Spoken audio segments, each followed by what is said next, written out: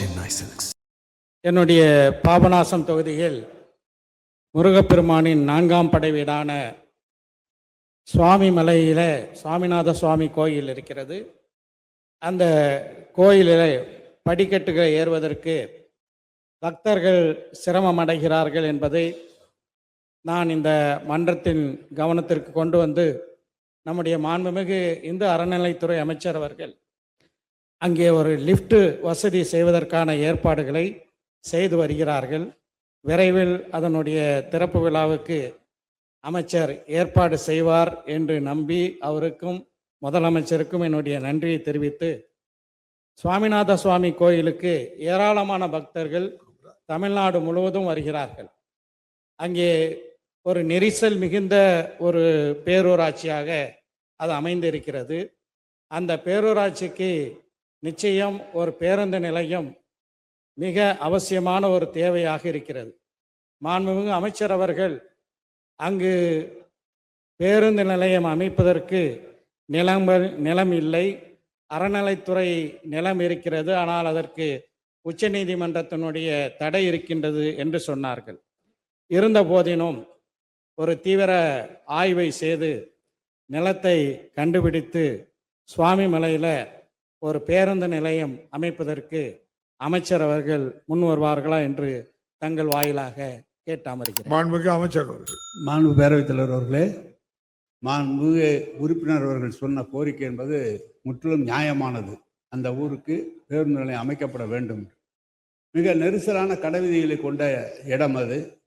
அங்கு பேருந்து நிலையம் அமைப்பதற்குரிய இடம் தனியாரிடம் கூட இல்லை. இருந்திருந்தால் அதை கேட்டு பெறலாம். இப்போது புதிதாக பைபாஸ் சாலை போடப்பட்டு விட்டது. நீங்கள் நம்முடைய சுவாமிமலை அருகிலே பைபாஸ் சாலை போடப்பட்டது. இந்த பைபாஸில் இடம் கிடைக்குமானால் அதை கையகப்படுத்தியாவது அந்த ஊருக்கு பேருந்து நிலையம் அமைப்பதற்கு அனைத்து நடவடிக்கைகளும் எடுக்கப்படும். அதுக்குரிய செலவினை துறை ஏற்றுக்கொள்ள தயாராக இருக்கிறது.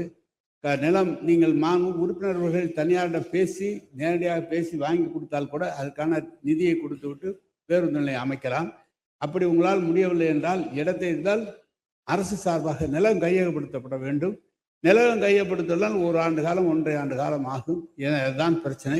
இல்லை என்றால் நம்முடைய அறநிலையத்துறை அமைச்சரவரிடம் நான் கேட்டு அந்த இடத்தை குத்தகைக்காக பெற்று மாதம் வாடகை கட்டுவதை போல அதை பெற்று அதே இடத்தில் கட்டுவதற்குரிய நடவடிக்கை எடுக்கலாம் என்பதை தெரிவித்துக் கொள்கிறேன். மாண்புமிகு பேரவைத் தலைவர் அவர்களே, மாண்புமிகு நகராட்சித்துறை அமைச்சர் அவர்கள் குறிப்பிட்டது போல அறநிலைத்துறையிலிருந்து குத்தகைக்கு அந்த இடத்தை பெற்று பேருந்து நிலையம் அமைப்பது சால பொருத்தமாக இருக்கும் என்பதை சொல்லி அதற்காக என்னுடைய நன்றியை தெரிவித்து, என்னுடைய தொகுதியில் ஐயம்பேட்டை பேரூராட்சி மிகப்பெரிய ஒரு பேரூராட்சி. அந்த பேரூராட்சியை சுற்றி பல்வேறு சிறிய ஊர்கள் இருக்கின்றது. அந்த சிறிய ஊர்களிலிருந்து மக்கள் பேருந்து வசதிக்காக வேண்டி ஐயம்பேட்டைக்கு தான் வரக்கூடிய ஒரு சூழல் இருக்கிறது. தினசரி சுமார் 100 பேருந்துகளுக்கு மேலே தஞ்சாவூர், புதுக்கோட்டை, மயிலாடுதுறை, சிதம்பரம், சென்னை என்று பல மாவட்ட தலைநகரங்களுக்கும் இங்கிருந்து பேருந்துகள் செல்கின்றன. இந்த ஐயம்பேட்டையில் பேருந்து நிலையம் இல்லாதது மிகப்பெரிய ஒரு குறையாக இருக்கிறது. குறிப்பாக ஐயம்பேட்டை தேர்வு நிலை பேரூராட்சிக்கு அரசுக்கு சொந்தமான சூளமங்கலம் 2ஆம் சேத்தி நிலப்புல எண் 591/4 அந்த இடத்தினை பெற்று ஐயம்பேட்டை பேரூராட்சிக்கு ஒரு பேருந்து நிலையம் அமைப்பதற்கு மாண்புமிகு அமைச்சர் அவர்கள் முன்வருவார்களா என்று தங்கள் வாயிலாக கேட்டு அமர்கிறேன். மாண்புமிகு அமைச்சர். மாண்பு பேரவைத் தலைவர் அவர்களே, உறுப்பினர் அவர்கள் அமைச்சர் முன்வருவார்வா என்றெல்லாம் நீங்கள் சொன்னால் நாங்கள் செய்கிற இடத்துல இருக்கிறோம், செய்யணும்.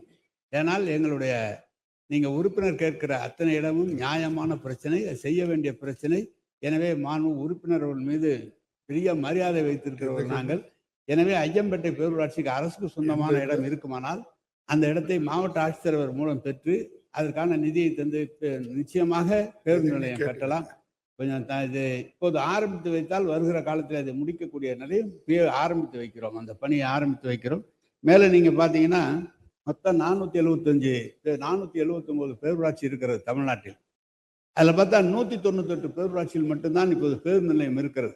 இப்போது இந்த 5 ஆண்டு காலத்தில் மட்டும் 55 பேரூராட்சிகளிலே புதிய பேருந்து நிலையம் கட்டி கொண்டிருக்கிறோம். எனவே ஒவ்வொரு பேரூராட்சியிலும் தேவையான அடிப்படை தேவைகளை நிறைவேற்ற நம்முடைய மாண்பு முதலமைச்சர் அவர்கள் போதுமான நிதி உதவி செய்து தந்திருக்கிறார்கள். எனவே நிதியை பற்றி பிரச்சனை இல்லை, இடம்தான் பிரச்சனையாக இருக்கிறது. மாண்பு அறநிலைத்துறை அமைச்சர் இங்கே இருக்கிறார், சுவாமிமலைக்கு அவர் இங்கே உங்கள் மூலமாக அவர் கேட்டுக்கொண்டிருக்கிறார். அதை குத்தகைக்கு பெற்று உடனே வேலை செய்வதற்குரிய அந்த பணியை செய்யலாம். ஐயம்பேட்டை நிச்சயமாக அதையும் செய்வதற்குரிய முயற்சி எடுக்கப்படும் என்பதை தெரிவித்துக் கொள்கிறேன். மாண்புமிகு பேரவைத் தலைவர் அவர்களே, நாகப்பட்டினம் நகராட்சியில் பாதாள சாக்கடை திட்டப்பணிகளில் கழிவுகள் தேங்கி கழிவுநீர் வெளியேறுவது அடிக்கடி நடக்கிறது. எனவே கழிவுநீர் உறிஞ்சு வாகனம், தூர்வாரும் இயந்திரம் போன்றவை தேவைப்படுகிறது. கோடைகாலம் என்பதனால் குடிநீர் விநியோகம் செய்ய 12,000 லிட்டர் கொள்ளளவு கொண்ட ஒரு குடிநீர் லாரி தேவைப்படுகிறது. அதுபோல சாலை பணிகள் அங்கே செய்ய வேண்டியிருக்கிறது. கண்ணாடி தோட்டம், பாத்திமா பள்ளி வளாகம், அமிர்தா நகர் போன்ற பகுதிகளில் சாலை பணிகள் செய்ய வேண்டியிருக்கிறது. நகராட்சியில் குடிநீர் திட்ட பணிகள் நிறைவடைந்த நிலையில் அந்த சாலை பணிகளையும் செய்வதற்கு அரசு முன்வருமா என்று அறிய விரும்புகிறேன். மாண்புமிகு அமைச்சர். மாண்பு பேரவைத் தலைவர்களே, மாண்பு உறுப்பினர் அவர்கள், நாகப்பட்டினம் இப்போது வளர்ந்த நகராட்சியாக இருக்கிறது. அவர் சொன்ன வாகனங்கள் அந்த தேவைப்படும் நீங்கள் எழுதினால் அந்த வாகனங்களை உடனடியாக உங்கள் நகராட்சிக்கு தருவதற்கு துறை தயாராக இருக்கிறது. மேலும் இப்போது தலைவர் அவர்கள் பெரிய நகராட்சிகளிலே மிகவும் மோசமடைந்த சாலைகளை சீர்திருத்துவதற்காக பணம் தந்திருக்கிறார்கள். நாகப்பட்டினத்துக்கு ஏற்கனவே தரப்பட்டிருக்கிறது. அது எந்த அளவு இப்போது டெண்டர்லாம் விடப்பட்டிருக்கிறது, எந்த அளவுக்கு செய்யப்பட்டிருக்கிறது என்பதை தெரிவித்து உறுப்பினர்களோடு நேரடியாக பேசி தேவைப்படின் சாலைகளை செப்பனிடுவதற்குரிய பணம் தரப்படும். மாண்புமிகு உறுப்பினர் ஜி கே மணி.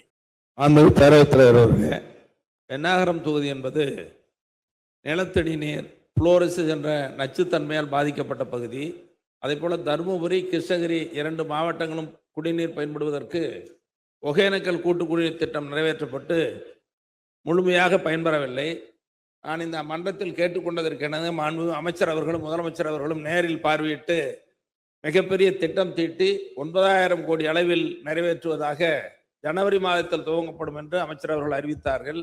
அது ஜப்பான் நாட்டு நிதி உதவி அல்லது வேறு நிதி உதவியிலாவது இந்த 2 மாவட்ட மக்களின் குடிநீர் தாகத்தை போக்குவதற்கு அரசு நிறைவேற்றுமா என்பதை மாண்பு அமைச்சரை அவர்களை கேட்டுக்கொள்ள விரும்புகிறேன். மாண்பு பேரவைத் தலைவர்களே, மாண்பு உறுப்பினர் அவர்கள் சொன்னது முற்றிலும் உண்மை. மாண்பு முதலமைச்சர் அவர்கள் 8,900 கோடிக்கு திட்டம் நிறைவேற்றப்பட்டு ஜப்பான் வங்கி நிதி உதவி பெற்று அதிகாரிகள் எல்லாம் ஜப்பான் சென்று நிதி உதவி நிறுவனங்களோடு பேசி அவர்களும் ஒப்புதல் தந்திருக்கிறார்கள்.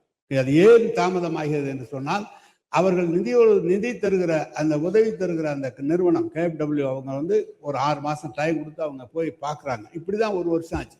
அதுக்கிடையில ஜல்ஜீவன் திட்டம் என்ற காரணத்தால் ஒன்றிய அரசு அதுக்கு தேவையான பங்கு தொகையை ஒன்றிய அரசு தர வேண்டும். அந்த பங்கு தொகை கிட்டத்தட்ட 18 திட்டங்களுக்கு பங்கு தொகை நிறுத்தி வைத்து விட்டார்கள். ஏற்கனவே நமக்கு தர வேண்டிய பங்கு தொகை கிட்டத்தட்ட 3,200 கோடி, அதையும் நிறுத்தி வைத்து விட்டார்கள். ஒன்றிய அரசினுடைய நிதி வராதது ஒரு காரணம். அது வராத காரணத்தால் கடன் தருகிற நிறுவனம் நிறுத்தி வைத்திருக்கிறது. தமிழ்நாடு அரசு அதற்காக நிதி, அந்த 18 திட்டங்களுக்கு 5,500 கோடி நிதி தமிழ்நாடு அரசின் சார்பாக முதலமைச்சர் வழங்கிவிட்டார்கள். ஆனால் அதை பயன்படுத்த முடியாமல் இருக்கிறது. அதான் நிலைமை. எனவே ஒன்றிய அரசு இந்தியா முழுவதும் ஜல்ஜீவன் திட்டத்தை நிறுத்திவிட்டார்கள். அதை மறுபரிசீலனை செய்ய வேண்டும் என்று அதிகாரிகள், சிறப்பு அதிகாரிகள் மத்திய அரசிலிருந்து ஒன்றிய அரசிலிருந்து வந்து ஆய்வு செய்து இந்தியாவில் இங்குதான் நன்றாக அந்த குடிநீர் விநியோகம் செய்யப்பட்டிருக்கிறது என்பதை நோட்டாக எழுதியும் கொடுத்து விட்டார்கள். இருந்தும் ஒன்றிய அரசு தாமதத்தினால் அது தாமதப்பட்டு கொண்டிருக்கிறது. தமிழ்நாடு அரசை பொறுத்தளவு முழு வேலையை முடித்திருக்கிறோம். ஒன்றிய அரசு அனுமதி வந்தவுடன் அது செய்யப்படும் என்பது.